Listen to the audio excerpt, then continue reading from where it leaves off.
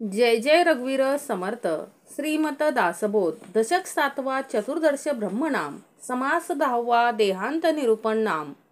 श्रीराम समर्थ. मिथ्यातेची झाले सत्य, सत्यतेचे झाले असत्य, माया विभ्रमाचे कृत्य ऐसे असे पाहता. श्रीराम समर्थ. बघा समर्थांनी काय सांगितलंय, जे मिथ्या आहे तेच खरे होऊन बसले आहे व सत्य आहे तेच असत्य झाले आहे, असे हे माया भ्रमाचे कृत्य होय, असे विचार पाहिल्यास कळून येईल. म्हणजे काय हो, जग मिथ्या आहे.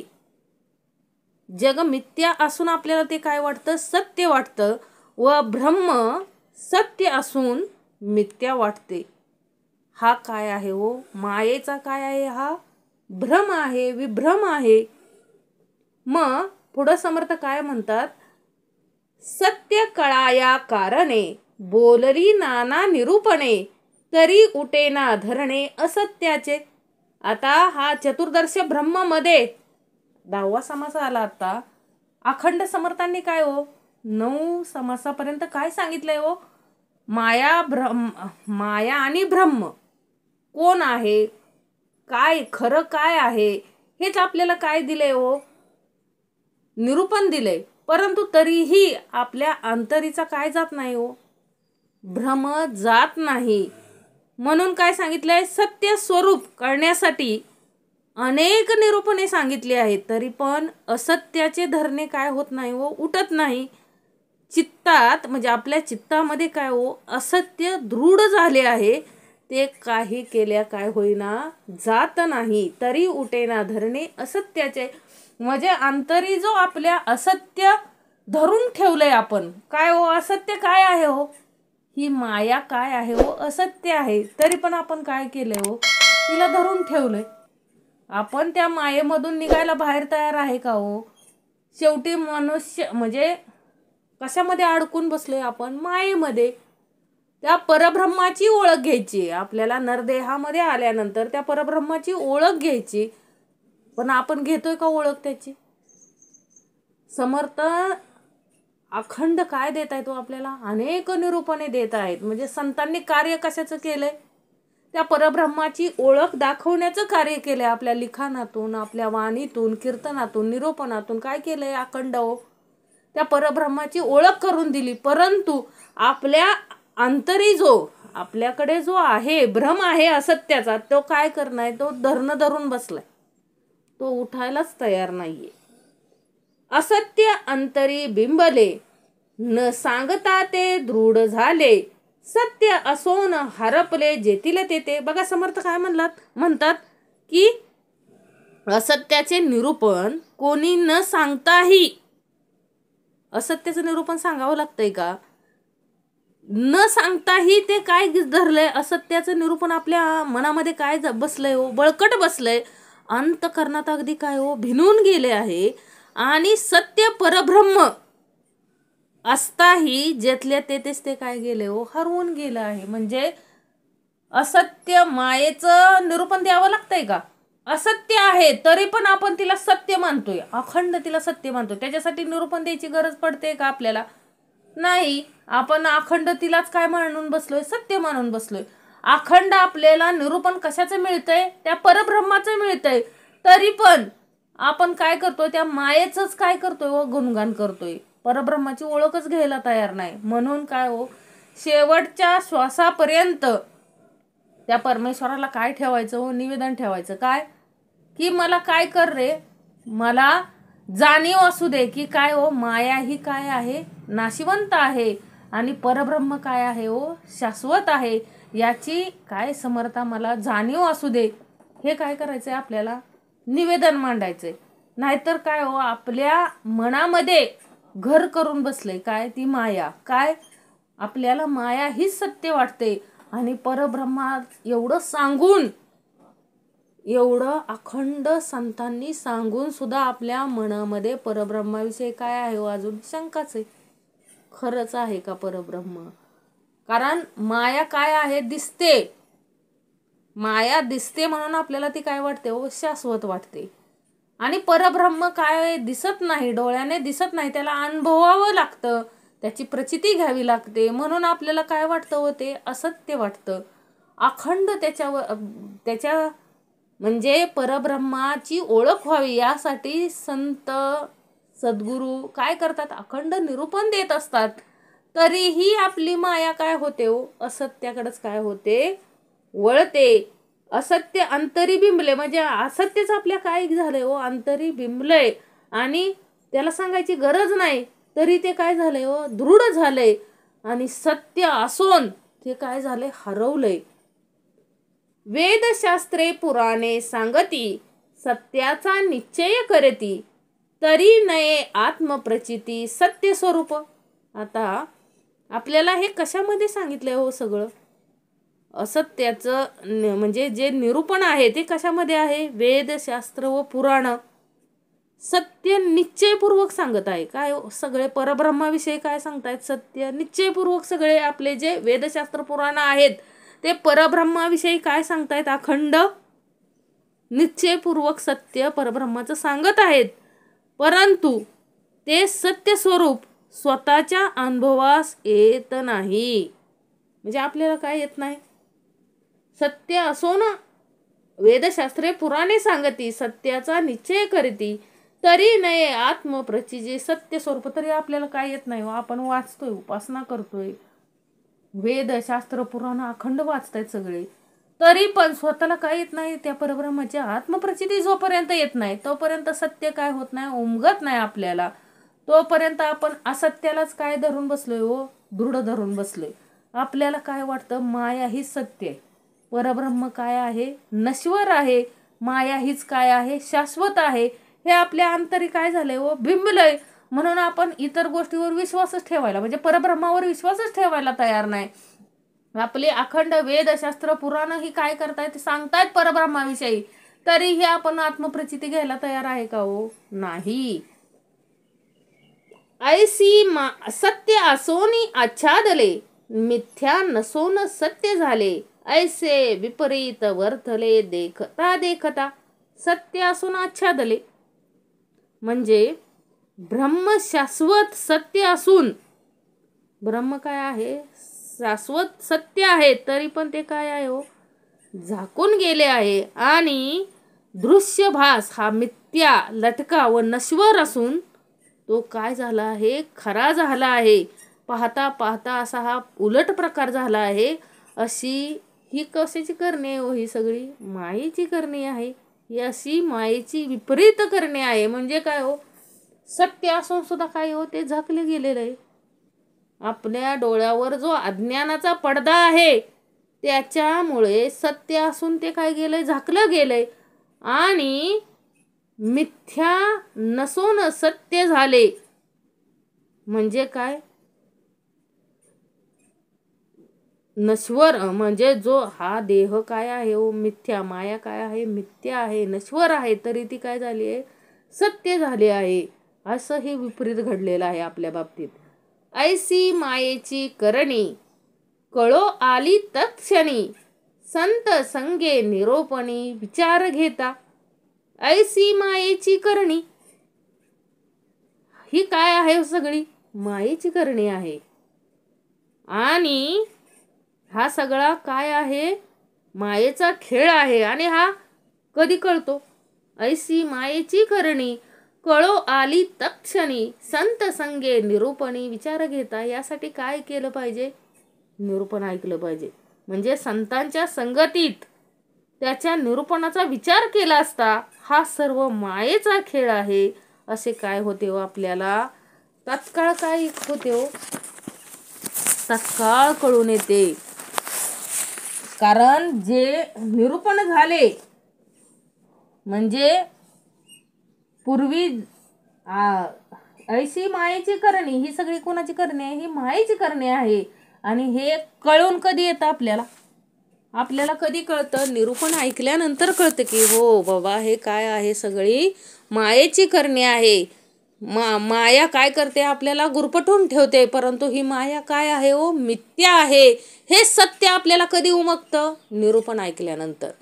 निरूपणातून आपल्याला काय कळतं हो, हे सत्य कळतं की काय माया ही काय आहे हो, नश्वर आहे.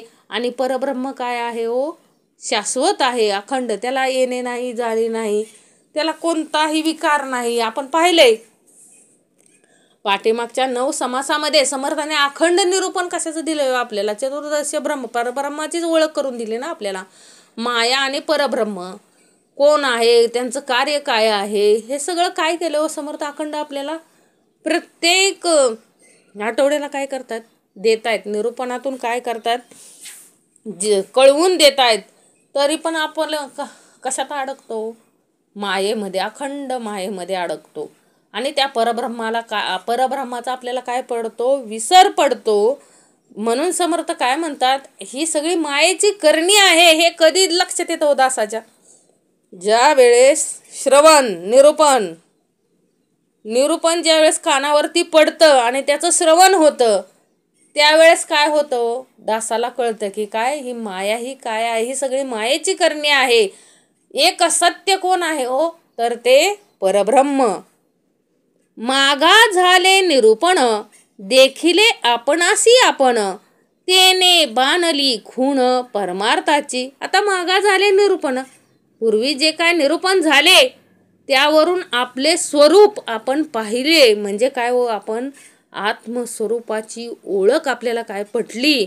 आणि त्याच्यावरून आपल्याला काय पटलं, त्या परमार्थाची खूण आपल्याला काय पटली. कशावरून, त्या मायेवरून. कशावरून हो, त्या निरूपण मागा झाले, ज्या मागच्या समासामध्ये जे निरूपण झालं त्याच्यावरून आपल्याला काय हो, परमार्थाची खूण पटली. तर आपण सहजासहजी कुणावर विश्वास ठेवतो का, आपल्यावरच विश्वास नाही तर इतरांवर आपण काय विश्वास ठेवणार आहे. मग ते तर परब्रह्म आहे, ते दिसत नाही डोळ्यांना. त्याची काय घ्यावी लागते, जाणीव घ्यावी लागते. आणि जाणीव घेण्यासाठी काय हो, तेवढं श्रवण काय गेलं पाहिजे, अंतःकरणापर्यंत गेलं पाहिजे. सांगणारा तेवढा काय पाहिजे हो, ताकदीचा पाहिजे. म्हणजे काय, सद्गुरू परंपरा पाहिजे. कोणी आता बरेचसे असतात बघा, आपण बघतो कलियुगामध्ये काय हो, सगळं वेगळंच झालेलं आहे. कलियुगामध्ये काय, गुरुपरंपरा, सद्गुरू परंपरा बघतोय आपण. खरी सद्गुरू परंपरा काय केली पाहिजे, आपण ओळखली पाहिजे. आणि त्यांना आपण काय केलं पाहिजे हो, शरण गेलं पाहिजे. आणि त्यांना शरण जाऊन त्या परब्रह्माची ओळख घेऊन, त्या परब्रह्मात आत्मस्वरूपाची काय घेतली पाहिजे, आपण ओळख घेतली पाहिजे. आणि त्या परमेश्वराला काय गेलं पाहिजे हो, आपण शरण गेलं पाहिजे. परंतु आपलं उलटं घडतंय. आपण काय हो, चमत्काराकडे काय होतो, आपण लगेच वळतो. बघा, मध्यंतरी एका ठिकाणी एक माणूस काय करायचा, त्याचे ते फळ हाताला काय, त्याच्या हातात कुठलंही फळ दिलं तर ते काय व्हायचं, गोड लागायचं असं म्हणायचे. आणि आपली भारतातील लोक काय हो, अज्ञानाकडे लगेच वळले जातात. त्यांना काय पाहिजे, फक्त असं कुठंतरी अज्ञान असेल तिथं लगेचच आपण काय घेतो, धाव घेतो. सर्वजण जायचे. गोडबाबाच नाव पडलेलं त्यांचं. काय पडलेलं, गोडबाबाच नाव पडलेलं. कोणतंही फळ त्यांच्या हातामध्ये दिलं की ते गोड व्हायचं. तर संशोधन करतात. म्हणजे असं काय निष्कर्षात, म्हणजे दृष्टिक्षेपात आलं की काय होतं हो, त्याचं लगेचच काय करतात, त्याच्यावर ते विचार मंथन केलं जातं. संशोधन केलं जातं की बाबा फळं कसं काय गोड होत असतील, हा चमत्कार कसं काय घडतोय.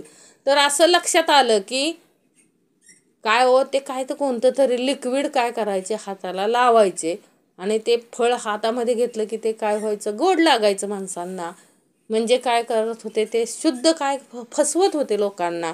म्हणून समर्थ काय म्हणतात, जोपर्यंत सांगणारा येत नाही, म्हणजे अज्ञान काढणारा जोपर्यंत येत नाही, तोपर्यंत आपण काय करत असतो, अखंड त्या अज्ञानातच काय झालेलं असतो, गुरपटून राहिलेलं असतो. म्हणजे काय हो, निरूपण सांगणारा आला पाहिजे, ताकदीचा पाहिजे तो. म्हणजे काय, निरूपण सांगणं, कार्य करणं कुणाचं बी काम आहे का हो, नाही. तर त्याला काय पाहिजे हो, ती सद्गुरू परंपरा आहे. आपलं पण काम नाहीये, आपलं पण हे काम नाहीये.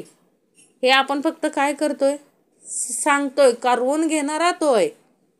करवून घेणारा कोण आहे आपल्याकडून, तो परब्रह्म आहे.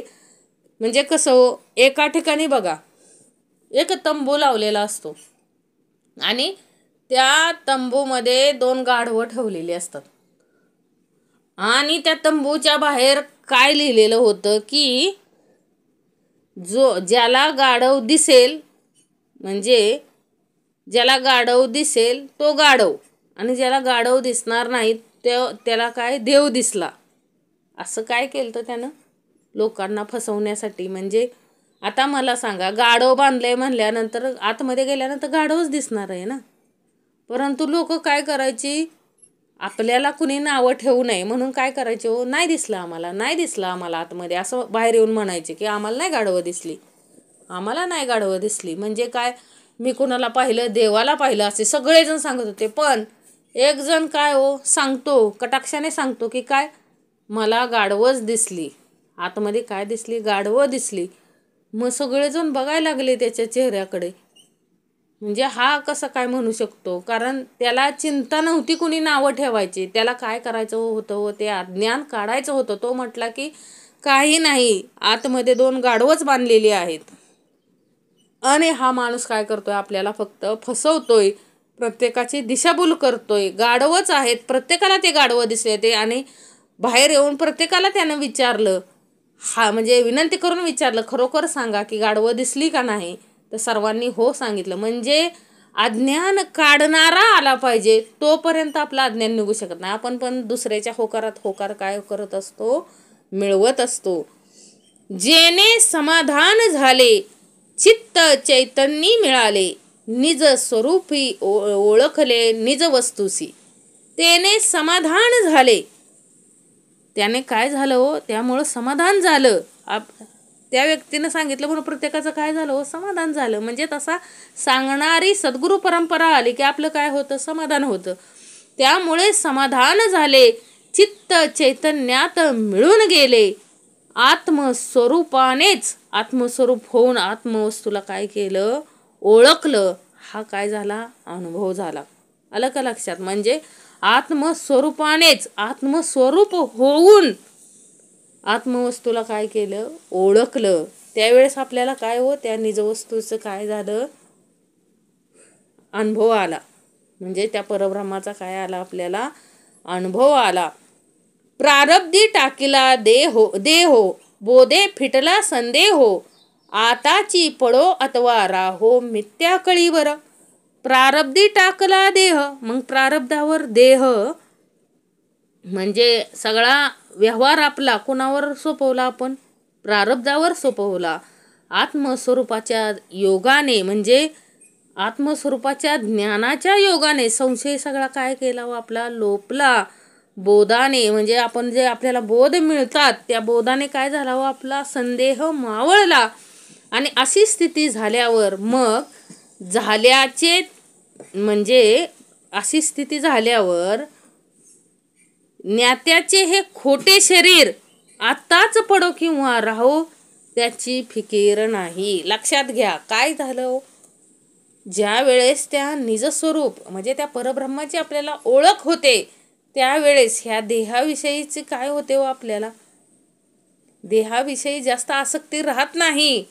मग आपल्या मनातील संदेह काय जातो, निघून जातो त्या परब्रह्माविषयीचे. आणि आपल्याला आता वाटतं ही माया पडो अथवा राहो, सगळं काय आहे, ही माया काय आहे, मिथ्या आहे, कधी का मरण येईना, असं काय होतं, माणूस म्हणतो आणि सगळं कशावरती टाकून देतो, आपला सगळा माया कशावरती टाकून देतो, प्रारब्धावर. काय होईल ते होईना का, आता काय मला कुठं जायचंय, त्या परब्रह्म आता मला भेटलंय आणि मला कुठं मिसळायचंय, आता त्या परब्रह्मामध्येच काय व्हायचंय, मला विलीन व्हायचंय.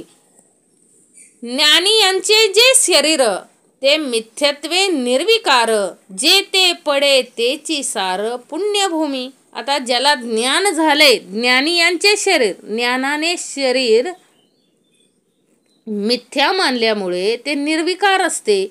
जे ते पडेल, म्हणजे काय हो, ज्ञानाने शरीर काय मानलंय, मिथ्या मानलंय.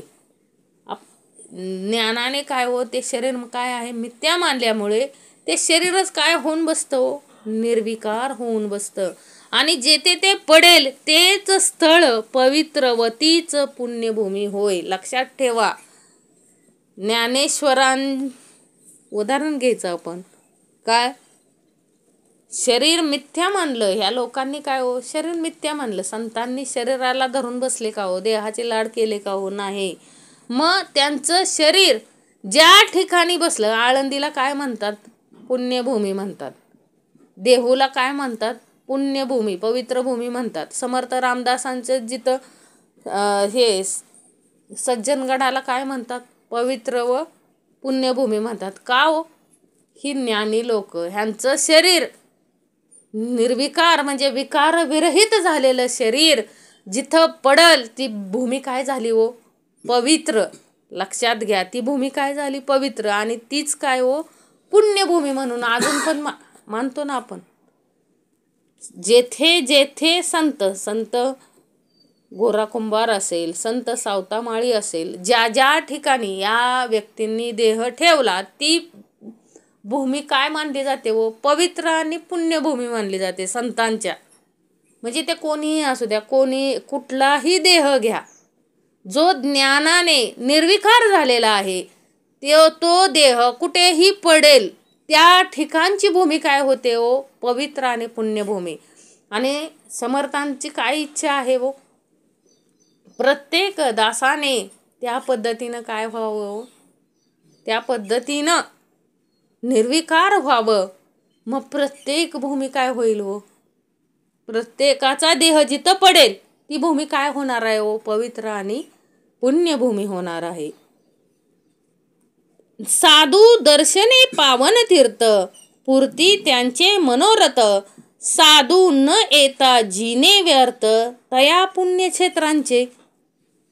साधू दर्शने पावन तीर्थ, साधूच्या दर्शनाने तीर्थ ही काय होते हो, पावन होते. साधू म्हणजे कोणता साधू, ढोंगी बाबा नव्हे, ढोंगी साधू नव्हे. साधू कोणता, ज्याने षड विकारांवरती विजय मिळवला आहे, अशा साधूच्या दर्शनाने तीर्थ ही काय होते हो, पावन होते. त्यांचे मनोरथ पूर्ण होतात. तीर्थाच्या ठिकाणी साधू जर येणार नाही तर त्या पुण्यक्षेत्राचे जीने व्यर्थ होय. आता एखाद्या तीर्थ ठिकाणी जर साधूच नसतील, विकार विरहित माणसंच नसतील तर ते पुण्यक्षेत्र ठरेल का हो, तर त्या पुण्यक्षेत्राचे जिने व्यर्थ आहे असं समर्थ म्हणतात. म्हणजे काय पाहिजे, त्या पुण्यक्षेत्र तीर्थक्षेत्र कधी ठरतंय, ज्या वेळेस तिथं काय हो, असे साधू जे विकार विरहित माणसं तिथं त्या क्षेत्रामध्ये जातात, त्यावेळेस ते तीर्थाला काय येते हो, महत्त्व येते. तोपर्यंत नाही तर ते काय आहे, पुण्यक्षेत्राचे जिनेच काय आहे हो, व्यर्थ आहे. पुण्य नदीचे जे तीर, ते पडावे शरीर, हा इतर जनांचा विचार, साधू नित्यमुक्त. आता बघा समर्थ काय सांगतायत, मुक्ती मिळावी ह्या हेतूनं काय करतो आपण, पवित्र नद्यांच्या ठिकाणी आपले शरीर काय, आपल्याला काय म्हणजे प्रत्येकाची भूमिका काय असते की मला काय मिळावा, मोक्ष मिळावा, मुक्ती मिळावी आणि मला मरण कुठे यावं, पवित्र नदी जिथं असेल त्या ठिकाणी आपलं शरीर काय पडावं, असा सामान्य लोकांचा विचार असतो. परंतु साधूंच्या बाबतीत जे विकार विरहित आहेत ते या सर्व गोष्टीपासून काय असतात, मुक्त असतात. मरण कुठंही आलं तरी काय फरक पडणार आहे हो, मरणाच्या ठिकाणावरून मोक्ष ठरलेला आहे का, नाही. मोक्ष जिवंतपणीच असतो. ज्या वेळेस तुम्ही काय होता, विकार विरहित होता, त्या क्षणी काय होतं, तुम्हाला मोक्ष मिळालेला असतो. मग ते शरीर कुठंही त्याचा म्हणजे त्या व्यक्तीनं कुठंही देह ठेवला तरी ते काय होणार आहे हो, आता समर्थांनी सांगितलंय, ज्ञानी लोक जिथं देह ठेवतात तीच जागा पवित्र आणि पुण्यक्षेत्र ठरते. म्हणजे हे साधू लोक जी आहेत, संत आहेत, त्यांना पवित्र नदी शोधण्याची गरज आहे का हो, गरज नाहीये. आपण अज्ञानी लोक काय म्हणतो की मला कुठं मरण यावं, तर पवित्र नदींच्या ठिकाणी मला काय यावं, म्हणजे पुण्य नदी जिथं असेल त्या ठिकाणी मला काय यावं, मरण यावं, म्हणजे मला काय मिळेल, मोक्ष मिळेल. असा मोक्ष मिळतो का हो, नाही मिळत, एवढा स्वस्त नाही आहे मोक्ष. मोक्ष मिळवण्यासाठी काय करावं लागतं? अखंड निरूपण काय करायला लागतं? श्रवण करावं लागतं आणि त्या परब्रह्माची ओळख घेऊन आत्मसाक्षात्कारात त्या परब्रह्माचं होऊन राहावं लागतं. त्यावेळेस काय मिळतो? आपल्याला मोक्ष मिळतो. मोक्ष एवढा स्वस्त नाहीये. म्हणून समर्थ काय म्हणतात? पुण्य नदीच्या ठिकाणी शेवटी शरीर पडावं हा विचार कोणाचा आहे? सामान्य जनाचा आहे. साधू संतांचा हा विचार नाही. या विचाराच्याही पलीकडे ते साधू संत काय आहेत? मुक्त आहेत. म्हणजे ह्या विचार ते करतच नाहीत की माझं शरीर कुठं पडेल, असा विचार त्यांच्या अंतरी येतच नाही. कारण समर्थांनी काय सांगितलं? अशा साधूंचं शरीर जिथं पडेल ती काय होणार आहे हो? पवित्र आणि पुण्यभूमी होणार आहे. मग ज्याने विचार करायचा की काय हो, अखंड काय करायचं आयुष्यात येऊन, काय करायचंय? कितीही म्हणजे कितीही अखंड, कितीही पैसा असेल तरी मृत्यू हा अटळ आहे. मृत्यूला जिंकता आले का हो आजपर्यंत कोणाला? देशामध्ये कितीतरी श्रीमंत लोक आहेत. मग श्रीमंत लोक आहेत म्हणून काय त्या मृत्यूला कोणी अडवू शकलंय का हो?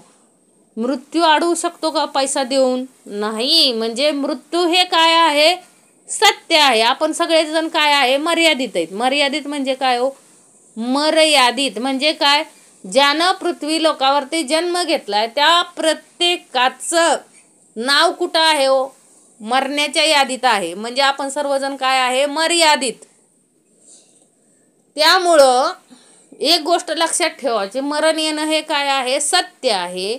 मग हे मरण कुठं यावं हे फार महत्त्वाचं नसून आपण जोपर्यंत आपल्या अंतरीचा अंतरात्मा जोपर्यंत आहे तोपर्यंत या देहाकडून काय कार्य करायचंय हे कुणाच्या हातात आहे हो? आपल्या हातात आहे. माया मिथ्या आहे, परब्रह्म सत्य आहे. ह्या गोष्टीची काय घ्यायची? जाणीव घ्यायची. त्या दृष्टीनं काय करायचं आहे? आचरण. म्हणजे काय समर्थ म्हणलेत का हो संसार प्रपंच सगळा सोडून द्या? असं कधीही सांगितलेलं नाही. उत्तमाचा संसार करा, उत्तमाचा देह प्रपंच ठेवा आणि उत्तमाचा परमार्थ करा. आपोआप काय होणार आहे हो? कुठंही पडू द्या देह, कसाही त्याला मृत्यू येऊ द्या, त्याला काय मिळणार आहे हो? मोक्ष मिळणार आहे. म्हणजे तो काय असतो? मुक्त असतो. जो ज्ञानी असतो तो या गोष्टीपासून काय असतो? मुक्त असतो. उत्तरायण ते उत्तम, दक्षिणायन ते अधम, हा संदेही वसे भ्रम, साधू तो निसंदेह. आता बघा काय म्हणता तो? उत्तरायण होतं, मृत्यू झाला, एखाद्या व्यक्तीचा मृत्यू झाला की काय बघता तो? लगेच पंचांग जाऊन बघतात. बघा वेळ कशी होती, मरणाची वेळ कशी होती, चांगली होती का वाईट होती, उत्तरायणात वारले का दक्षिणायत वारले, असं म्हणतात का नाही? म्हणजे काय हो? गती म्हणजे उत्तरायण तेवढं काय मानलं जातं? उत्तम मानलं जातं. दक्षिणायन ते अधम म्हणजे वाईट असं वाटणे. म्हणजे काय हो? उत्तरायणात वारलं की काय म्हणतात? हा चांगला मृत्यू आला. दक्षिणायनात वारलं की काय म्हणणार? वाईट. हा संशयी मनुष्याचा भ्रम होय. हा काय आहे हो? संशयी मनुष्याचा भ्रम होय. साधूंना ह्याची चिंता आहे का की माझा मृत्यू दक्षिणायनात होईल की उत्तरायणात होईल? याची चिंता साधूला नाहीये. ते काय असतात? निसंदेह. मृत्यू कधी काय येईना, कारण का हो? तो येणे आहे, त्याला कोणी अडवू शकतंय का? मग तो उत्तरायणात वारला काय आणि दक्षिणायनात वारला काय? काय करून वारला हे फार महत्वाचं आहे. आयुष्यात काय करून गेला तो? त्यानं आयुष्य असताना काय केलं? अखंड काय केलं? नुसता प्रपंच म्हणजे गाढवाचं ओझं वाहत गेला का? म्हणजे प्रपंच आणि संसार तेवढंच सांभाळलं का? आलोय जन्माला म्हटल्यानंतर संसार, प्रपंच आणि परमार्थ या त्रिवेणी संगमावर नित्य स्नान घडायला हवे. परमार्थ म्हणजे काय हो? त्या अंतरीच्या अंतरात्म्याची ओळख घ्यायची. परब्रह्माची काय घ्यायची? आपल्याला अखंड ओळख घ्यायची. मग शुक्ल पक्ष उत्तरायण, गृही दीप दिवा मरण, अंती राहावे स्मरण, गती कारणे. आता खूप सुंदर भाग दिलेला आहे समर्थांनी बघा. म्हणजे पुढे उत्तम गती होण्यासाठी मृत्यूसमयी काय असावा? शुक्ल पक्ष असावा, उत्तरायण असावे, घरात दिवा असावा, दिवसा स्मरण यावे व मरताना शेवटी भगवंताचे स्मरण असावे. असं काय आहे हो, सामान्य लोकांचं काय आहे असं मत आहे. आता ज्यांना आयुष्यभर नावच घेतलं नाही देवाचं, तो मरताना नाव घेणार आहे का हो देवाचं? नाही घेऊ शकत. आता एक भाग सांगते. एक आजोबा, मृत्यूची शेवटची घटिका होती त्यांची. सर्वजण नातू, मुले नातू सगळी जमलेली होती आणि आजोबा कोपऱ्याकडे बघत होते. म्हणजे तिथं काय होतं, त्या घराच्या तिथं कोपऱ्यामध्ये वासरू काय करत होतं, गाईचं वासरू बांधलेलं होतं आणि त्याच्याजवळ केरसुनी होती. आता पूर्वीच्या काळी काय असायचे, केरसुनी. आणि ते वासरू काय करत होतं, ती केरसुनी चगळत होतं. आणि ते आजोबा काय म्हणाले, आता आजोबा काय म्हणतायत, वासू केसू वासू केसू. आणि अखंड तिकडं तिरकी नजर लावलेली आजोबांनी. आता घरच्यांना वाटलं, बघा आयुष्यभर कधी नाव घेतलं नाही देवाचं आणि मरताना आजोबा आपले वडील, मुलं काय म्हणायला लागले, आपले वडील काय घेतायत, वासुकेशू म्हणजे वासुकेशू म्हणतायत, म्हणजे देवाचं नाव घेतायत. म्हणून सर्वांना खूप आनंद, म्हणजे खूप आनंद वाटायला लागला की काय हो, आपले वडील काय घेतायत, वासुदेवाचं केशवाचं नाव घेतायत, वासुकेशू म्हणतायत. तेवढ्यात नातू एक हुशार होता, तो काय म्हणाला, अहो पप्पा वासुकेशू नाहीत म्हणत आहे, तिकडं बघा ते वासरू काय खाते, केरसुनी खाते. आजोबाची नजर बघा, ते आजोबांना काय सांगायचंय, वासरू केरसुनी खाते. आता ती केरसुनी बाजूला काढली की म्हाताऱ्यानं काय सोडला, जीव सोडला. म्हणजे काय हो, अखंड मरताक्षणी सुद्धा कशात अडकला होता तो, संसारामध्ये. मग हे लक्षात घ्या. म्हणजे काय हो, सामान्य जन काय म्हणतात, मरताना काय असावी, वेळ चांगली असावी, घरात दिवा असावा, घरात मरण यावं आणि तेही दिवसा यावं, आणि शेवटी काय असावं, देवाचं स्मरण असावं.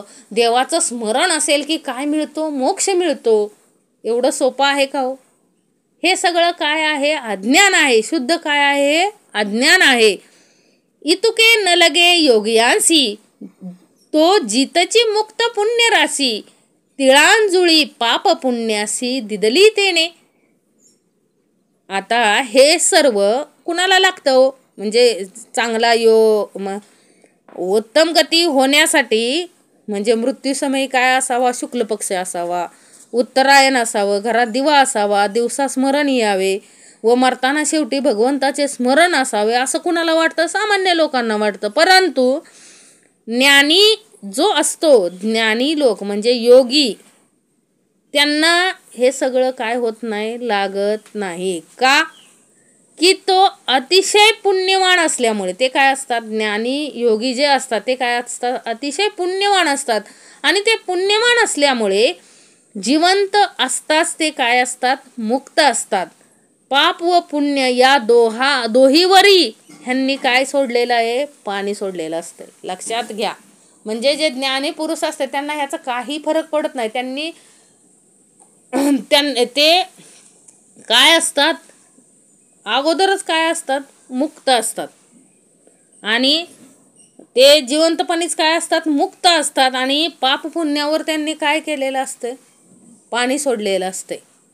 त्यामुळं त्यांना पाप पुण्याचा काय पडत नाही, काय फरक पडत नाही. त्यांना मृत्यू कधी काय येईना, त्यांना काय फरक पडत नाही.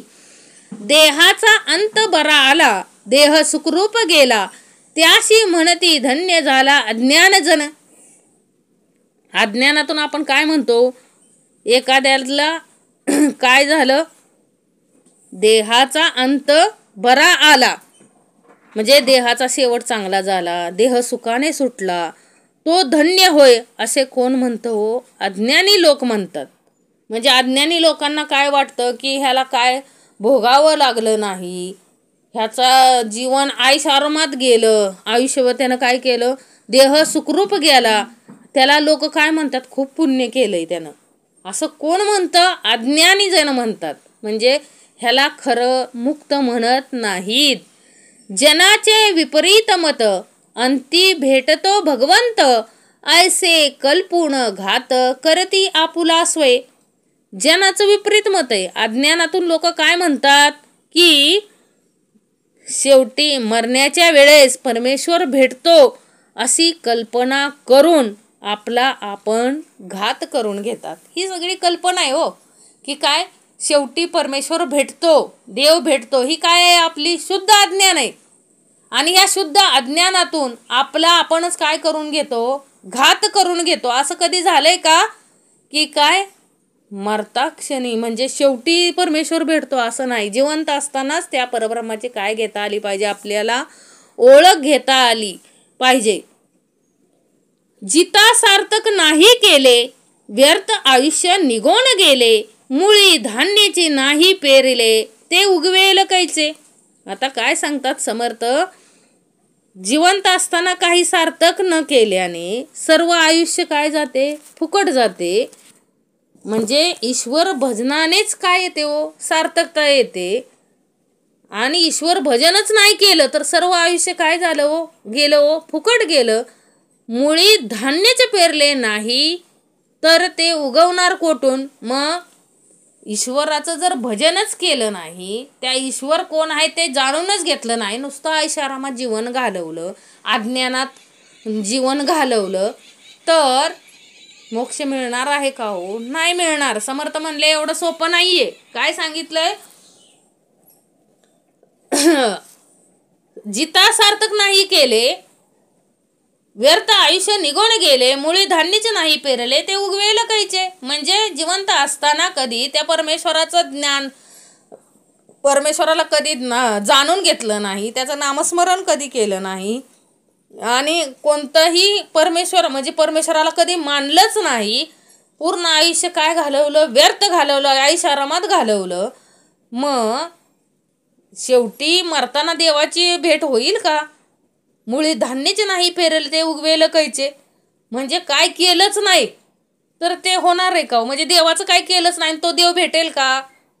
हे काय आहे, निव्वळ शुद्ध अज्ञान आहे. असं कोण म्हणतायत, समर्थ म्हणताय, जना जरी केले ईश्वर भजन, तरीच होई जे पावन, जैसे व्यवहारिता धन, राशी माथा लाभे. काय समर्थ सांगतायत, जरी केले ईश्वर भजन म्हणजे पैशाची देवघेव केली तरच काय होतं, म्हणजे मुदलाची रास होऊन धन काय होते, पुष्कळ वाढते. तसंच म्हणजे जरी केले ईश्वर भजन तरीच होई जे पावन, जैसे व्यवहारिता धन, राशी माथा लाभे. म्हणजे समर्थाला काय सांगायचं इथं, की आपण बघा व्यवहारामध्ये काय हो, एखाद्याला पहिलं काय असायचं, थोडं म्हणजे काय पैसे वगैरे दिले तर त्याच्यावरती व्याज मिळायचं. मग त्या मुद्दलाची रास काय व्हायची, वाढून पुष्कळ धन काय व्हायचं, वाढायचं. आता धान्याची देवघेव केली म्हणजे काय होते, वृद्धी होते. म्हणजे आज पायलीभर धान्य दिलं तर वर्षांनी 2 पायल्या द्यायचं, म्हणजे काय झाली, ती धान्यामध्ये वृद्धी झाली. त्याप्रमाणेच ईश्वराचे भजन केले तरच मनुष्य काय होईल हो, पावन पवित्र होईल. म्हणजे काय, ईश्वर भजन केलं तरच त्याचे काय हो, वृद्धी होणार आहे. म्हणजे कसं, जसं धनामध्ये वृद्धी होते, धान्यामध्ये वृद्धी होते, त्याप्रमाणे ईश्वर भजन केलं तरच ईश्वराबद्दलची आसक्ती काय होणार आहे, आपली वाढणार आहे. मनुष्य काय होईल, पवित्र होईल, पावन आणि पवित्र होईल. नाहीतर ते शक्य नाही. काय मरताना ईश्वराचं नाव येणं एवढं सोपं नाहीये. दिडल्या विन पाविजेना, पेरल्या विन उगवेना, ऐसे हे वाक्य जना ठाऊकेची आहे. दिदल्या विन पाविजेना म्हणजे दिल्याशिवाय मिळत नाही व पेरल्याशिवाय उगवत नाही, अशी म्हण लोकास माहीतच आहे. म्हणजे का आपल्याला माहित आहे काय हो, दिल्याशिवाय मिळत नाही व पेरल्याशिवाय उगवत नाही, हे आपल्या सर्वांना माहित आहे. तसंच परमेश्वराचं भजन केल्याशिवाय, भजन कीर्तन निरूपण ऐकल्याशिवाय तो परमेश्वर आपल्याला भेटेल का हो, नाही भेटणार. सहजच आहे ना. जर तुम्ही काय केलं, पेरलं तर काय होणार आहे, उगवणार आहे. आणि आता पेरलंच नाही तर ते उगवणार आहे का, नाही उगवणार. न करिता सेवेच्या व्यापारा, स्वामीस म्हणे कोटे मुशारा, तैसे अंती अभक्त नरा, स्वहित न घडे न करिता सेवेच्या व्यापारा. म्हणजे सेवेचा कोणताच उद्योग न करता, म्हणजे कुठं कामच केलं, म्हणजे एखाद्या कंपनीत गेला आणि काय काम केलं नाही आणि म्हणाला माझा पगार कोटी आहे म्हणून मालकाला जर विचारलं तर तो मालक काय करेल हो? फटके देईल ना. एखाद्या कंपनीत आपण कामच केलं नाही आणि मालकाला जाऊन म्हटलं की मला काय द्या, माझा ह्या म्हणजे ह्या महिनाभर काहीच काम केलं नाही आणि मालकाला जाऊन म्हणाला की काय मला काय द्या, महिन्याचा पगार द्या, मालक देईल का हो? नाही देणार. तसं अभक्त जन्मभर देवाची भक्ती न करणाऱ्या माणसाला शेवटी म्हणजे मरणाच्या वेळी आपले कल्याण करून घेता येत नाही. कशामुळं? कारण जन्मभर काय केलेलं नसतंय, त्यानं स्वहित केलेलं नसतंय, देवाचं काहीच केलेलं नसतंय. म्हणून काय हो, शेवटी मरताच्या वेळेस त्याला मिळणार आहे का तो परमेश्वर? नाही मिळणार. त्याला स्वहित करता येत नाही.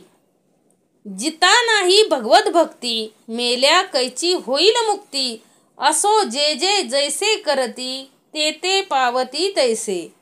जिता नाही भगवत भक्ती म्हणजे जिवंत असताना भगवत भक्ती केली नाही तर मेल्यावर मुक्ती कशी मिळणार आहे हो? नाही मिळणार. असो जे जसे कर्म करतील तसे त्यास फळ मिळेल, जे जसे करतात तसे फळ पावतात. लक्षात घ्या. समर्थ काय म्हणतायत? जिता नाही भगवत भक्ती म्हणजे जिवंतपणी कधी भगवत भक्ती केली नाही त्या माणसाने मुक्तीची अपेक्षा तरी करावी का हो? की मला काय मिळेल, माझा मृत्यू चांगल्या ठिकाणी झाला, नदीच्या ठिकाणी झाला, मला चांगला मृत्यू आला, मी देवाचं काहीच केलं नाही आयुष्यभर तरी मला काय मिळालं, मृत्यू चांगल्या ठिकाणी आल्यामुळं मला काय मिळेल, आता मोक्ष मिळेल. हे काय आहे? शुद्ध अज्ञान आहे. कारण समर्थ काय म्हणतात? जिता नाही भगवत भक्ती, जिवंत असेपर्यंत भगवत भक्ती नाही केल्यानंतर मेल्यावरती मुक्ती द्यायला काय देव आपण तरी देतो का कुणाला काय मोबदला? एखादं कार्य कुणी केलं तरच आपण काय देतो? त्याला मोबदला देतो. तसंच त्या परमेश्वराचं आहे. म्हणून समर्थ काय असू द्या, जे जे जसे करतील ते ते तसे पावतील. समर्थ शेवटी म्हणतात म्हणजे जे जे जसे करतील म्हणजे जे जे जसे कर्म करतील तसं तसं त्यांना काय मिळणार आहे हो? फळ मिळणार आहे. एवम न करिता भगवद भजन, अंती नविजे पावण, जरी आले बरे मरण, तरी भक्ती विन अधोगती. काय सांगितले समर्थाने इथं? एवम न करिता भगवत भजन, जरी जिवंत असता भगवत भजन केले नाही तर अंतकाळी पावन होत नाही. आता लोकांच्या दृष्टीनं काय हो, चांगल्या प्रकारचे मरण आले तरी भक्ती केली नसल्यामुळे अधोगतीच काय होते. लक्षात घ्या. समर्थ काय म्हणतात? एवम न करिता भगवत भजन, जर भगवत भजन केलंच नाही तर मरण चांगल्या दिवशी येऊन, चांगल्या ठिकाणी येऊन, नदीच्या ठिकाणी येऊ द्या, पवित्र ठिकाणी येऊ द्या, तरी त्याचा काही उपयोग नाही. असं समर्थांना स्पष्ट काय सांगायचं इथं? एवम न करिता भगवत भजन, अंती न विजय पावण, जरी आले बरे मरण, तरी भक्तीविन अधोगती. ध्यानात ठेवा. काय म्हणताय तिथं? समर्थांना काय सांगायचंय की भगवत भजन नाही केलं, आयुष्यभर काहीच भगवत भजन केलं नाही, ईश्वराकडे कधी बघितलं नाही, ईश्वराला साजेल असं कर्म कुठलं केलेलं नाही, अशा व्यक्तीला अंती काय मिळणार नाही? मोक्ष मिळणार नाही. कारण म्हणजे त्याला जरी मरण उत्तरायणात आलं, घरात दिवा असेल, घरात मरण आलं असेल, चांगलं मरण आलं असेल, चांगल्या तिथीवर जरी तो मेलेला असेल, परंतु त्यानं जर भगवत भक्ती केली नसेल तर त्याला काय मिळणार आहे हो? अधोगतीच मिळणार आहे. हे समर्थांना सांगायचंय. म्हणजे जो आपलं जे अज्ञान आहे काय हो, की मरण नदीच्या पवित्र ठिकाणी मरण आलं, दिवसा मरण आलं, घरात दिवा तेवत असताना मरण आलं, तर हे काय मानलं जातं? अज्ञानी लोक ह्याला काय मानतात? पवित्र मानतात. परंतु समर्थ सरळ स्पष्टपणे काय सांगतायत की ज्यानं आयुष्यभर भगवत भक्ती केलीच नाही त्याला शेवटी मुक्ती मिळणे शक्य नाही. त्याचा मृत्यू चांगल्या काळात जरी झाला तरी त्याला काय मिळणार आहे? अधोगतीच मिळणार आहे, त्याला सद्गती मिळणार नाही. म्हणून साधूने आपले जीत असताच सार्थक केले, शरीर कारणी लागले धन्य त्याचे. म्हणून साधूने आपले, साधू इथं कुणाला म्हटले हो? ज्यांनी विषय विकारांवरती विजय मिळवलाय त्यांना समर्थ काय म्हणतायत? साधू. मग आपणही त्यात असू शकतो, लक्षात ठेवा. काय? ज्यांनी षडविकारांवरती ज्यांनी विजय मिळवलाय त्यांना काय म्हटलंय समर्थांनी? साधू म्हटले. आणि काय सांगितलंय समर्थांनी? म्हणून साधूने आपले जीत असताच सार्थक केले, शरीर कारणी लागले धन्य त्याचे. त्यांचे काय लागले? म्हणून साधू जिवंत असताच आपले काय करून घेतो? सार्थक करून घेतो. त्याचे शरीर परमेश्वराच्या कारणी लागल्यामुळे ते काय होय? धन्य होय. त्यांचा अखंड शरीर काय लागलेलं असतं? परमेश्वर म्हणजे शरीर कारणी लागलेलं असतं, कारण त्यांनी काय मिळवलेला असतो?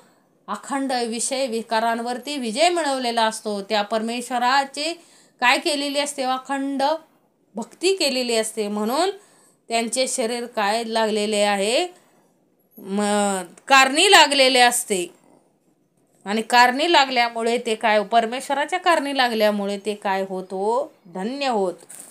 जे का जीवनमुक्त ज्ञानी त्यांचे शरीर पडो राणी अथवा पडो मशानी तरी धन्य झाले. बघा समर्थांना काय सांगायचं इथं, की जे जीवनमुक्त ज्ञानी आहेत म्हणजे ज्यांना जन्म मृत्यूची काय नाही आहे, त्यांना सगळं परब्रह्माची काय झाली? त्यांना जिवंत असतानाच ओळख झाली. त्यामुळं ते काय झाले? जीवनमुक्त ज्ञानी.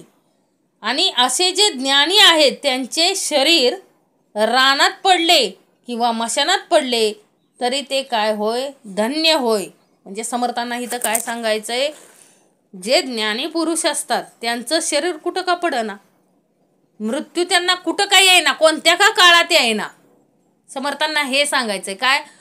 मृत्यू उत्तरायणात दक्षिणायनात येऊ द्या, घरात दिवा नसू द्या, घरात मरण न येऊ द्या, चांगला काळ नसू द्या, तरीही त्याचे शरीर काय लागले हो? कारणी लागले. म्हणजे ते काय झालेले आहेत? जिवंत असतानाच ते काय झालेले? धन्य झालेले आहेत. त्यामुळं त्यांना काय नाहीये? त्या देहाची चिंता नाहीये. आणि परमेश्वर म्हणजे त्या देह काय तो काय आहे? नश्वरच आहे. तो कुठं का पडना मग? राणी पडो अथवा मशानी पडो, कोल्या कुत्र्याने खाओ. समर्थ पुढं सांगतायत बघा. म्हणजे त्याची काय नाही, त्यांना काहीही त्यांना त्याची काळजी आहे का त्यांना हो? ते जिवंत असतानाच ते कुठं झालेत? आत्मसाक्षात्कारामुळे ते परब्रह्मातच काय झाले? जिवंत असतानाच विलीन झालेत ते परमेश्वरामध्येच. त्यामुळं त्यांचे शरीर कुठंही पडलं तरी ते काय आहेत? ती जमीन जागा काय होते व पवित्र आणि पुण्यभूमी होते असं समर्थांनी सांगितले. म्हणून काय होते? धन्य झाले. साधूचा देह खितपतला अथवा श्वानादिकी बक्षिला, हे प्रशस्त नवटे जनाला मंद बुद्धिस्तव. आता बघा, साधूचा देह खितपतला. काय एखाद्या माणसाला काय हो? ज्ञानी असून सुद्धा त्याला काय अनेक भोग भोगावे लागतात. म्हणून लोक काय म्हणतात बघा, देवाचं एवढं करून सुद्धा काय हो? खितपत पडला. किंवा एखाद्या रानामध्ये कुत्रे वगैरेंनी खाल्ला, म्हणजे एखाद्याचा मृत्यू रानात झाला आणि तिकडंच कोल्या कुत्र्यांनी खाल्ला तो देह, तर मंद बुद्धिस्त लोक काय म्हणतात हो?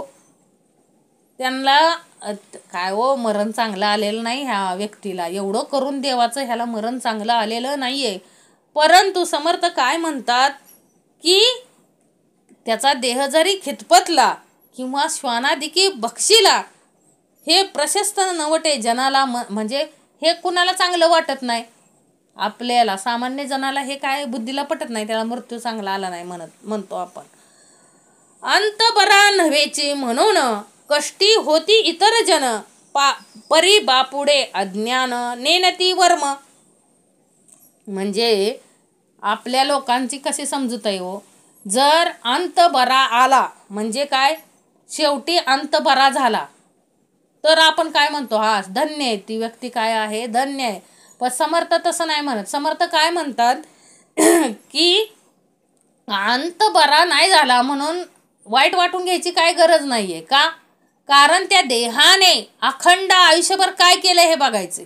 त्याचा अंत कसा झाला, त्याचा काय देह खितपतला किंवा श्वाना म्हणजे कुत्र्याने खाल्ला तरी वाईट वाटून घ्यायची गरज नाही. कारण तो म्हणजे जिवंत असतानाच तो काय असतो, जीवनमुक्त असतो.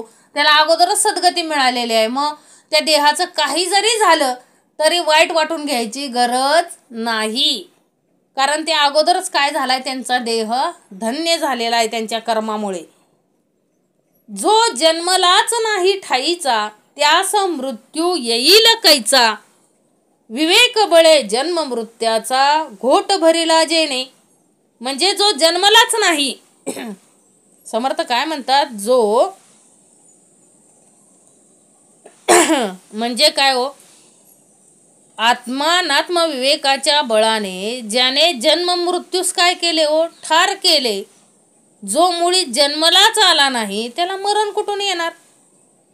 त्यानं काय केलंय, जन्म मृत्यूच्या फेऱ्यातून तो सुटलाय. असतानाच जन्म असतानाच काय, जन्म म्हणजे जिवंत असतानाच ह्या सर्व गोष्टीतून काय झालाय, तो मुक्त झालाय. जो जन्मलाच नाही ठाईचा, त्यास मृत्यू येईल कैचा. विवेक बळे जन्म मृत्याचा, घोट भरिला जेणे. म्हणजे ज्यानं विवेकाच्या बळानं ज्यानं जन्म मृत्यूवरती सुद्धा काय मिळवलाय, विजय मिळवलाय, त्या व्यक्तीला जन्म आणि मृत्यू काय नाहीये. हे म्हणजे माया शरीर, तो जो परब्रह्मामध्ये काय झालाय, विलीन झालाय, परब्रह्माचा होऊन बसलाय, त्याला मायेमध्ये अडकायची काय गरज आहे का हो. माया कुठं का पडना, पडे राणी पडो अथवा मशानी पडो, त्या व्यक्तीला काय फरक आहे का हो. हे अज्ञानामुळे आपण काय म्हणतो की अंत बरा झाला तरच आपल्याला वाटतं ह्याला मोक्ष मिळाला. तसं नाहीये. हे काय आहे, आपल्याकडचं शुद्ध अज्ञान आहे. स्वरूपानुसंधान बळे सगळी मायाच नाडळे, तयाचा पार न कळे ब्रह्मादिकांसी. स्वरूपानुसंधान बळे सगळी मायाच नाडळे. आता आत्मस्वरूपाच्या ठिकाणी त्यांचा लय लागल्यामुळे त्या अनुसंधानाच्या बळावर सर्व मायाच त्याला काय हो, आडळेनाशी होते. त्याचा अंत ब्रह्मादिकांना सुद्धा काय होत नाही हो, लागत नाही. तो जितची असता मेला, मरणास मारून ज्याला. जन्म मृत्यू न स्मरे त्याला, विवेक बळे. जो जितची असता मेला, तो जिवंत असतानाच काय हो, मेलेला असतो. म्हणजे देह त्याचा काय हो, वागताना आपल्याला तसं दिसतं. पण शवाची आशा धरीत नाही, त्याप्रमाणे तो आपल्या देहाविषयी निराश असतो आणि मरणाला मारून म्हणजे जिवंत असतो. ज्ञानी पुरुष काय असतात, तो जितची असता मेला, मरणास मारून ज्याला. जन्म मृत्यू न स्मरे त्याला, विवेक बळे. विवेकामुळे त्याला काय होत नाही हो, जन्म मृत्यूचा काय फरक पडत नाही. त्याला आठवत सुद्धा नाही की आपण जिवंत आहे हे, की आपण मरणार आहे. म्हणजे काय हो, ज्यानं जन्म मृत्यूवरती सुद्धा विजय मिळवलाय त्याला कशाचं मृत्यूचं भय असणार आहे. कुठं का देह पडना. तो जनी दिसतो परी वेगळा, वर्तता भासे निराळा. दृश्य पदार्थ त्या निर्मळा, स्पर्शलाच नाही. आता लोकांमध्ये वागत असतानाही तो लोकांहून वेगळा आहे असा बसतो बघा. म्हणजे माणसामध्ये वावरताना तो सुद्धा काय दिसतो, वेगळा आहे असा भासतो. त्याच्या निर्मळ स्वरूपाला दृश्य पदार्थ स्पर्श करीत नाही. त्याच्या निर्मळ स्वरूपाला म्हणजे कुणाच्या, त्या देहाच्या निर्मळ स्वरूपाला काय हे करत नाही हो. निर्मळ स्वरूपाला काय स्पर्श करत नाही, तर दृश्य पदार्थ स्पर्श करत नाही. असो ऐसे साधू जन, त्याचे घडलिया भजन. तेने भजने पावण इतर जन होती. काय असो, समर्थ काय म्हणतात, असो असे जे साधू आहेत, अशा साधूंच्या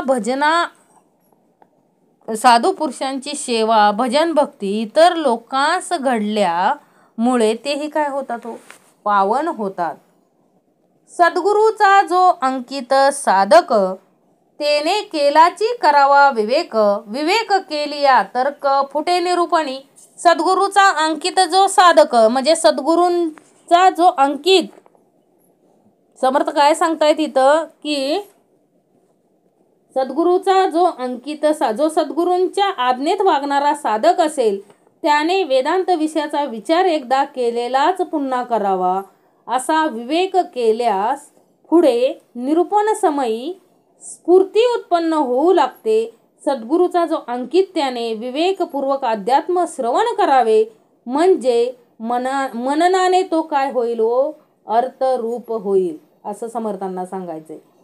हेची साधकांशी निरवणे, अद्वैत प्रांजळ निरूपणे, तुमचेही समाधान बाणे साधूच ऐसे. हेची म्हणजे अद्वैताचे प्रांजळपणाने निरूपण करीत जा, म्हणजे तुमच्याही ठिकाणी साधू प्रमाणेच समाधान बाणेल. हेच साधकास शेवटचे सांगणे आहे. म्हणजे सतशिष्यांना, साधकांना शेवटचे हे सांगणे आहे की संतांना शरण जा व तन्मुखाने अध्यात्म श्रवण करा, म्हणजे तनामनाने अध्यात्म श्रवण करा, म्हणजे तुम्हीही संतच होऊन लोक उद्धारास काय व्हाल, समर्थ व्हाल. जो संतास शरण गेला तो संतची होऊन ठेला, इतर जनास उपयोगा आला कृपाळूपणे. म्हणजे जो संतास शरण जातो तो स्वतःच काय संतच बनतो. इतकेच नव्हे तर दयाळूपणाने इतरांच्याही काय पडतो, उपयोगी पडतो. ऐसे संतांचे महिमान, संत संगे होते ज्ञान, सत्संगा परटे साधन आणिक नाही. असा संतांचा महिमा आहे. संत संगतीने आत्मज्ञान प्राप्त होते, म्हणून संत संगापेक्षा श्रेष्ठ असे दुसरे साधन नाही. गुरु भजनाचेनी आधारे, निरूपणाचेनी विचारे, क्रिया शुद्ध निर्धारे पाविजे पद. काय सांगितले समर्थांनी, गुरु सेवेच्या, गुरुभक्तीच्या आधाराने, निरूपणाच्या विचाराने व क्रिया शुद्ध राहून निर्धाराने, निश्चयाने साधकाने काय करावं, तुम्हाला काय मिळेल, मोक्षपद मिळेल. परमार्थाचे जन्मस्थान तेची सद्गुरूचे भजन, सद्गुरु भजने समाधान अकस्मात बाणे. सद्गुरूंची सेवा हेच काय आहे, परमार्थाचे जन्म आरंभ स्थान आहे. सद्गुरु सेवेच्या योगाने समाधान काय होते, अकस्मात बांधते. सद्गुरु भजनाने परमार्थ बुद्धी काय होते, विकास पावते व सहज समाधान प्राप्त होते. देह मिथ्या जाणोनी जीवे, याचे सार्थकची करावे, भजन भावे तो शिवावे चित्त सद्गुरूचे.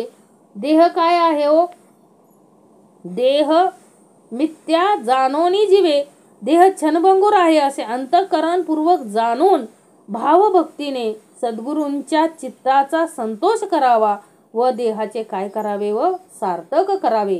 शरणागतांची वाहे चिंता, तो एक सद्गुरु दाता, जैसे बाळक वाढवी माता नाना यत्ने करोनी.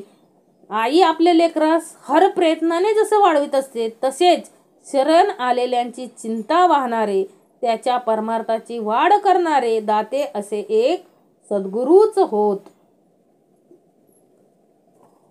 आई लेकराला अनेक सायास करून वाढवते, तसे सद्गुरू अनन्य भक्तांची काय करतात, चिंता वाहतात.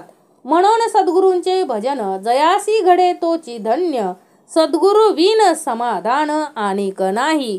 म्हणून काय ज्याला सद्गुरु सेवा घडेल, जो सद्गुरु भजन करील, तोच काय होय, धन्य होय. सद्गुरु वाचून दुसरे समाधान नाही, सद्गुरु भजनापरते दुसरे समाधान नाही.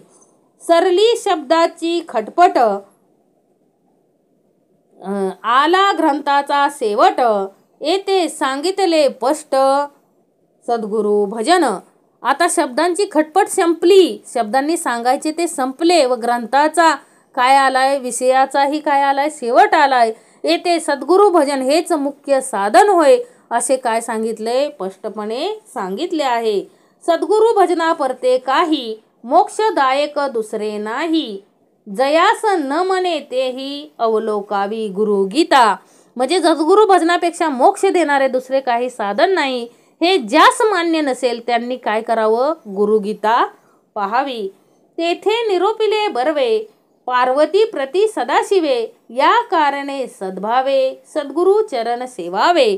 त्यात काय केलंय हो, तिथं काय केलंय गुरुगीतेमध्ये, शंकरांनी पार्वतीला गुरुभजनाचं चांगल्या प्रकारे काय सांगितलंय व महत्त्व सांगितलंय. म्हणून परमभक्तीने सद्गुरु चरण सेवा करावी.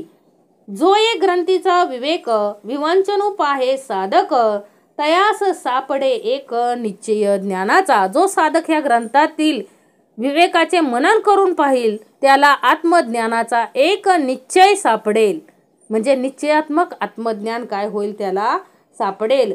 जे ग्रंथी बोलिले अद्वैत, तो म्हणो नये प्राकृत. सत्य जाणावा वेदांत अर्थविषयी. ज्या ग्रंथात अद्वैताचे निरूपण केले आहे, अद्वैत ज्ञान स्पष्ट सांगितले आहे, तो ग्रंथ प्राकृत म्हणून उपेक्षू नये. अर्थाच्या संबंधाने तो खरोखरीच वेदांत होय. प्राकृती वेदांत कळे, सकळ शास्त्री पाहता मिळे, आणि समाधान निवळे अंतर्यामी. प्राकृत भाषेतील निरूपणानेही वेदांतासारखा कठीण विषय कळतो. सर्व शास्त्रांशी त्याचा मेळ बसतो आणि अंतकरणात समाधान बाणते. ते प्राकृत म्हणू नये जेथे ज्ञानाचे उपाय. मूर्खास हे कळे काय, मरकटा नारिकेळ जैसे. तर ज्या योगाने आत्मज्ञानाचे असे मार्ग कळतात त्याला प्राकृत म्हणू नये. परंतु माकडाच्या हाती नारळ दिल्याप्रमाणे मूर्खाला हे म्हणणे काय कळणार. हे म्हणणे कळले नाही तर न कळो. आता असो हे बोलणे, अधिकार परत्वे घेणे, शिंपीमधील मुक्त होणे म्हणू नये. आता हे बोलणे पुरे झाले. ज्याने त्याने आपल्या अधिकाराप्रमाणे हे घ्यावे. मोती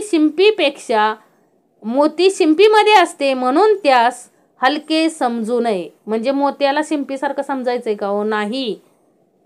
जेथे नेती नेती श्रुती, तेथे न चले भाषा व्युत्पत्ती. परब्रह्म आदी अंती अनुर्वाच्य. वेदही जेथे नेती नेती म्हणजे नेती नेती असे म्हणतात, हात टेकतात, तेथे भाषा किंवा विद्वत्ता ह्यांचे काही चालत नाही. असे ते परब्रह्म आदी अंती अनिर्वाच्य शब्दातीत आहे, त्याचे वर्णन करता येत नाही. म्हणजे काय हो, जेथे नेती नेती श्रुती, तेथे न चले भाषा उत्पत्ती. परब्रह्म आदी अंती अनुर्वाच्य. म्हणजे ते परब्रह्म, त्या वेदही काय टेकतात, हात टेकतात ज्याच्या पुढे, त्या परब्रह्मा पुढे. तिथं भाषेचं तर काय हो चालणार आहे. म्हणजे तो परब्रह्म काय आहे हो, आदी अंती काय आहे हो, अनिर्वाच्य आहे. तो काय आहे, अनिर्वाच्य आहे. त्यामुळं काय हो, हे काय झालं आता, हे आपण एवढं जे सांगण्याचा समर्थांनी प्रयत्न केलाय, ते समर्थ काय म्हणतात, ज्याची जशी पात्रता असेल त्याने तर तसं काय करावं, श्रवण करावं आणि आचरणात आणावं. कारण कसं आहे, जिथं वेदांचेही हात टेकले जातात, भाषाही तिथं काय होते हो, कमी पडते. असं ते परब्रह्म काय आहे, अनुर्वाच्य आहे असं समर्थांना सांगायचंय. म्हणजे काय करायचंय हो, शुद्ध अज्ञान जे आहे, आपल्याकडे जे अज्ञान आहे ते काय करायचंय हो, घालवायचंय असं समर्थ सांगतायत. मरणाविषयी जे अज्ञान आहे, जन्म मृत्यूविषयी जे अज्ञान आहे ते काय सांगितलंय समर्थांनी, या देहांत म्हणजे देहांत म्हणजे काय सांगितलंय, देहाचा अंत. म्हणजे चांगल्या कसा होय, म्हणजे कसा होतो आणि देहाला मोक्ष कसा मिळतो, हे सगळं काय केलं हो समर्थांनी, विवरण केलं. या सगळ्या गोष्टीचं काय करायचं, मनन करायचंय, समजून घ्यायचा. प्रत्येक भाग काय करायचा हो, समजून घ्यायचा. म्हणजे देहांत निरूपण म्हणजे काय हो, देहाचा अंत झाल्यानंतर म्हणजे माणसाच्या ज्या समजुती आहेत, अज्ञान आहे, ते काय केले समर्थांनी स्पष्टपणे या समासामध्ये मांडलेलं आहे. म्हणजे मृत्यूविषयीचं जे अज्ञान आहे ते समर्थांनी काय केलंय हो, इथं मांडलेलं आहे. आणि ते आपण समजून घ्यायचंय काय की मृत्यू कसा का होईना काय करून मेलं हे फार महत्त्वाचं आहे. म्हणजे आपण जिवंत असताना काय करतो हे फार महत्त्वाचं आहे. मेल्यानंतर आपला मृत्यू कसा होतो हे फार महत्त्वाचं नाही आहे. अखंडपणे समर्थांनी या समासात हे सांगितलेलं आहे की देहाचा अंत कसा का होईना, म्हणजे कोणत्याही स्थितीत होऊ द्या, परंतु देहामध्ये जीव असताना अंतरीचा अंतरात्मा असताना काय केलं पाहिजे हे समर्थाने काय केले ठणकावून सांगितलंय. काय केलं पाहिजे काय नाही केलं पाहिजे हे सगळं काय करतायत समर्थ सांगतायत. म्हणजे आणि त्यासाठी काय केलं पाहिजे हो, सगळं हे कळण्यासाठी श्रवण केलं पाहिजे. समर्थांनी काय सांगितले, सद्गुरूंना काय केलं गेलं पाहिजे, शरण गेलं पाहिजे. आणि त्यांना शरण जाऊन सद्गुरूच आपल्याला काय देऊ शकतात, हे ज्ञान देऊ शकतात. इतर जण कोणी देऊ शकत नाही. म्हणून सद्गुरूंचंच भजन करायचे, सद्गुरूंना शरण जायचंय. म्हणजे आपल्याला देहाचा अंत आपला कसा होणार आहे, उत्तमाचा. त्या साधूंप्रमाणे काय होणार आहे, देहाचा अंत होऊन आपल्याला सद्गती मिळणार आहे, आपल्याला अधोगती मिळणार नाही. जर आपण सद्गुरूंना शरण गेलो, सद्गुरू शब्दांचं आचरण केलं तर आपल्याला काय मिळणार आहे हो, सद्गती मिळणार आहे, अधोगती मिळणार नाही. हे समर्थांना अखंडपणे काय करायचं आहे हो, या समासामध्ये सांगायचंय. इति श्री दासबोधे गुरुशिष्य संवादे देहांत निरूपण नाम समास 10वा. जय जय रघुवीर समर्थ.